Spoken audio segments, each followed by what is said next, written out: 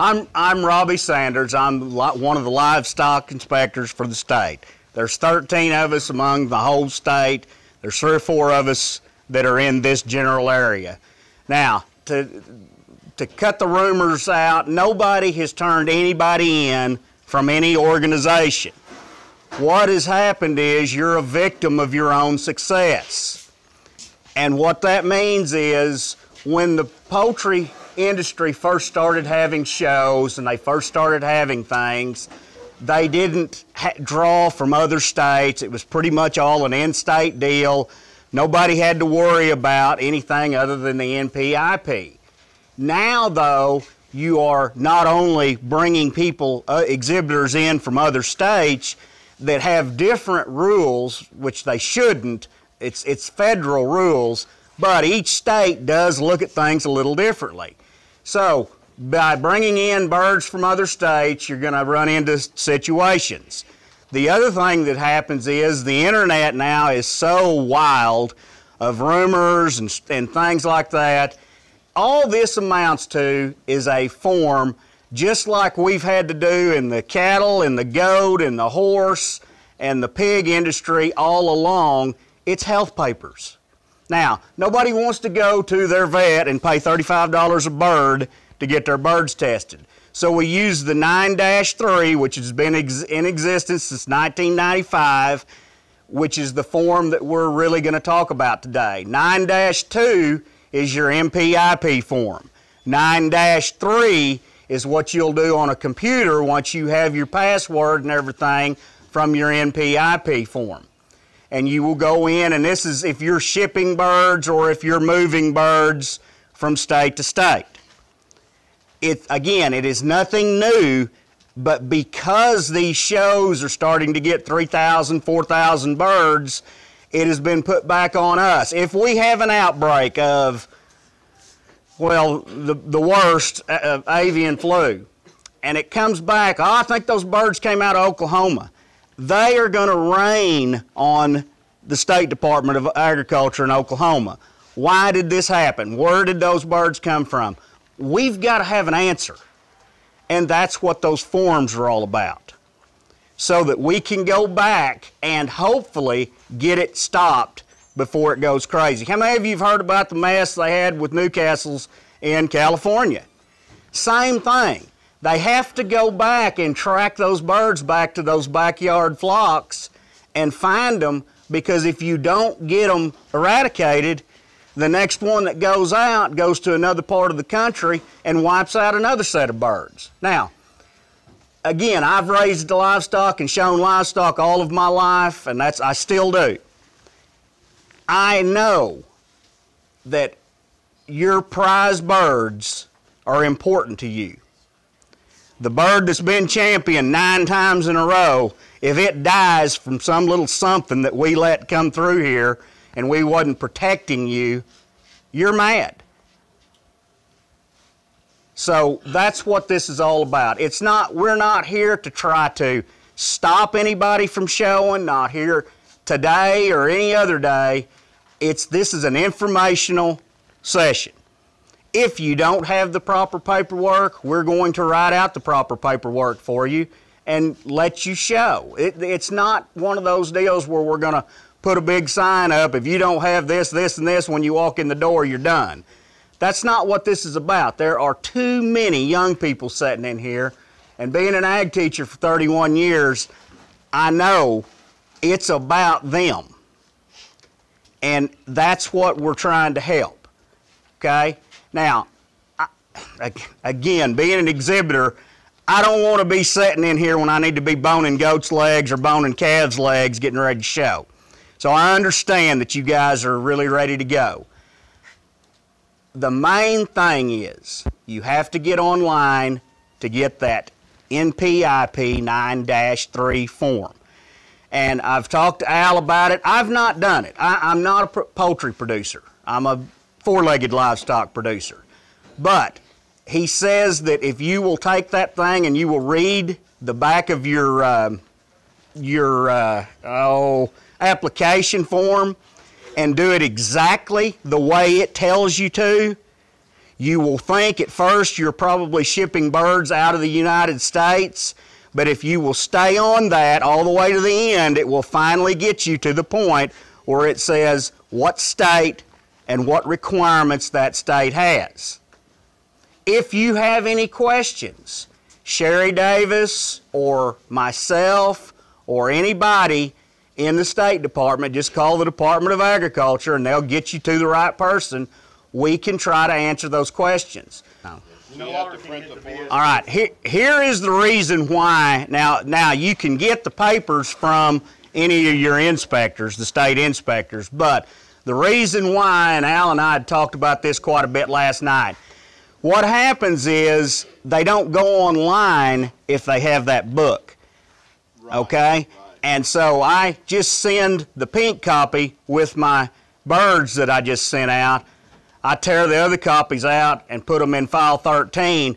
Then the state that's receiving those birds, nor the state that sent them, has any idea that those birds moved. The only two people that know that those birds moved is the owner and the receiver. Now, I know, believe me, everybody thinks to themselves, well, I really don't care that the government is involved in anything I do. That's not what this is about. It's about being able to track diseases, okay? It's just like these wild hogs. I sell 20,000 pounds of them going to Texas every week. They're going to be slaughtered. I hope they're not coming back to McDonald's and sausage. I hope they're going to France or whoever wants them, or they're going into dog food. But the thing of it is, without that state seal that I put on there, so that it's not, when it gets to Fort Worth, they cut that seal, they count those hogs as they come off, so that we know exactly the number I counted when they went on that trailer is the same as the number they counted when they come off that trailer, and nothing left there alive. So that's what this is all about. It's public protection, your own protection as far as poultry producers, and it gives you an opportunity to see, hey, there's an outbreak of something in Wisconsin. I don't need to get birds right now from Wisconsin until I see what's going on and I know these birds are clean from that thing. You know, Merrick's is a big deal, but we all get Merrick's. I mean, it happens. Coccidia, all birds have coccidia. Those aren't the kinds of things we're worried about. Avian flu, Newcastle's, those are the kinds of things that when you wake up today and half your flock's dead, and by the time you make the phone call to get somebody out there to help you, they're all dead, and what's left we come out and exterminate, that's not a very good day at your farm. And that's what this is about, to protect you and the consumer. Now, the consumers are all worried about GMOs, they're all worried about what's in the eggs, how much this, how much that. They are the most uneducated people on this planet because they jump on the internet and some idiot on the news or some idiot in the internet said, well, now these eggs, they're glycogen free. And all of a sudden that'll go all over. Lichen is a plant. You know, they don't know what they're talking about. And the one last thing I want to say in this deal at all, it is important that we have family farms, whether they're raising chickens, goats, sheep, hogs, cattle, horses. It doesn't matter. It's important. It's important that we grow crops because the one thing that you're going to see, this world isn't getting any bigger. We don't have any more land, and in fact, we're shrinking the farmland by adding people to it. And if the people that are worried about GMOs or the people that are worried about antibiotics and the people that are worried about pesticides, wonder if they worry about starving to death. Because if we're not doing some of that stuff, I'm sorry, but on my farm, I don't use antibiotics unless I have to, but if they're sick, they get a hole poked in them. And I put something in them that's going to make them better because I don't want them to die. The 9-3 is going to be like it's 90 days, but let's say the 30-day health certificate that I go to the vet for, because because I'm going to Denver with a load of goats to show them. Within 30 days of that show, I have to go get those animals inspected, and then they'll write out a set of health papers for me. Essentially, your 9-3 is your health papers for the next 90 days saying these birds are healthy, they come from this flock, and this is where they're going. Okay. So it tells where they've been, and it tells where they're headed. Is this just for Oklahoma, or? It's nationwide. I know if I ship a bird. Yes. Now, let me say something here. This is important. If you don't hear another word I said, listen now. We are not going to shut anybody out of these shows or shut this thing down. We're starting a learning curve. It's not about adhering to every piece of wording in all that right now. This is a learning curve. We're trying to educate. Once in the next few years, and I don't know whether that's going to be 2 years, 5 years, 7 years, or they forget about it altogether. Who knows? But what I'm saying is we're going to start down here where we didn't know anything about it, and we're going to work our way up. The best example I can give you is the Duncan pig sale and the black and white sheep and goat sale. When they first started, there were just a few pigs trickled in from Oklahoma. Now there's 10,000 pigs that come from every state in the United States. And we were looking at health papers, and there would be stuff on there that we're like, what is this? And so we finally have educated, and it took about 5 years. You guys are surely smarter than hog raisers. It took 5 years to get them to understand this is what you got to have. And now they breeze through there. It takes about 5 minutes. We look at about 3 or 4 ear tags in a trailer full of 40 and say, yep, every one of them matched up. We're good to go. And that's how this will be. It's just a matter of, first thing, as human beings, we hit the panic button. Don't. Ask questions. Be calm. And I promise you, I'm the one, me and another guy work this show. I'm not kicking anybody out if I have to go fill the paperwork out myself. We're not here to cause them to not to get to participate. So be calm. I also work the Shawnee one, so we're good. We have a few people with common sense that are going to look at you and say, all right, here's what we got to do to fix this. Okay? Yes, sir. I just want to make sure that I'm understanding this correctly. So basically, the 9-3 has existed since 1995, but Oklahoma is just now deciding to enforce it. Because of the numbers of chickens that are coming in. Okay. It's the growth. You guys are doing well, and so now the state wants to get involved. Okay? I have a question about the eggshells. What do you require for the eggshells? I can't answer that, ma'am. I don't know. I'll give you my card and I will try to find out for you. But again, I am in a world that I don't know a lot about. So I know how to transport embryos and I know how to do that, but I don't know anything about the eggs.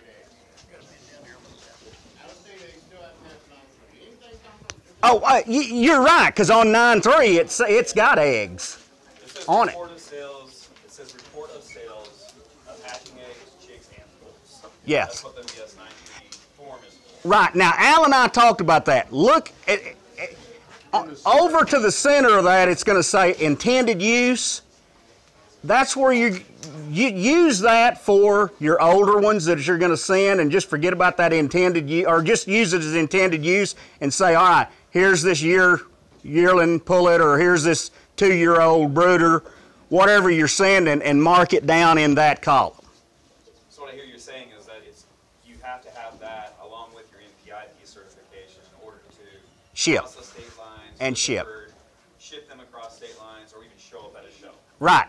But again, if you showed up here today and you didn't have it, I am not going to say a word to you other than, hey, let's sit down and fill this thing out, and I'll give you a paper copy so you have it. And if you can't figure out the 9-3, at least get all your information on that form somewhere. Even if it's on the wrong line, the state, in the learning curve, they're going to We'll figure it out. They're going to figure it out. Just make sure you get your information, where you're from, your locations, where you're going, your location, and that you're returning. Just make sure you get your information somewhere on that form, and the state will take it. So in other words, if some of the Texas people would have entered today, we could have walked them through the process. You betcha. So we lost all those entries. But again, you cannot control the rumor mill other than I'm standing here in front of you right now. May God strike me dead. Nobody turned anybody in on anything.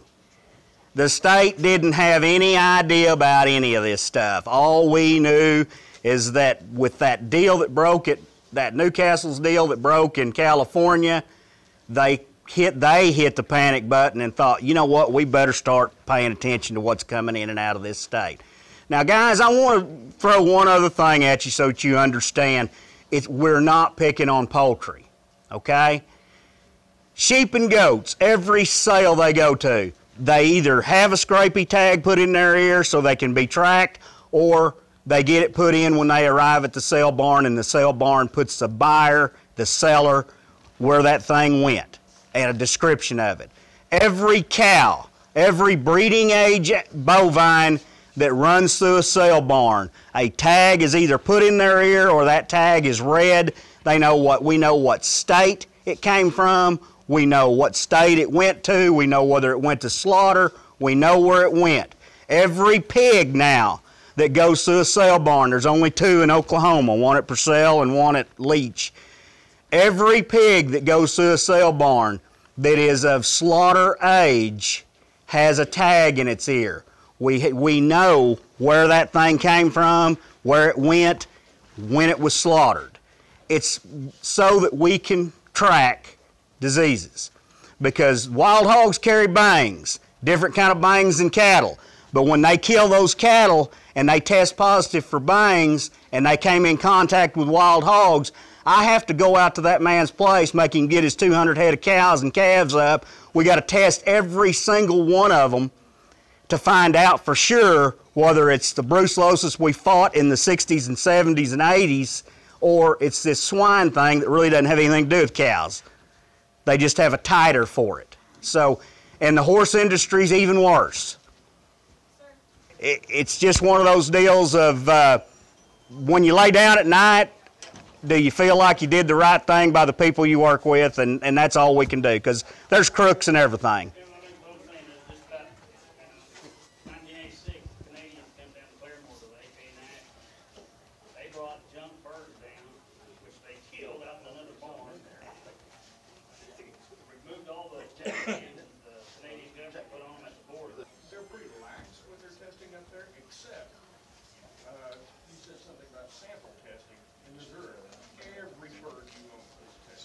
It depends on where you're at in the NPIP.